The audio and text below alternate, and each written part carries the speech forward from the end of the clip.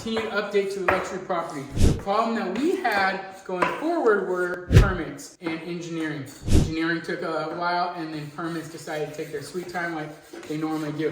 What we had to do is we had to get structural permits because, like I've mentioned before, is we took down a wall here, we took down a wall here because there was a closed floor plan like the 60s were. We now wanted an open floor plan. From the engineering and the permits, we had to add a wall here, which isn't a very big wall, and then we also had to add over here our pillar. So by adding the pillar, adding the slight wall right there, and then a little bit of some structural here, what it does is it enabled us to have this open floor plan.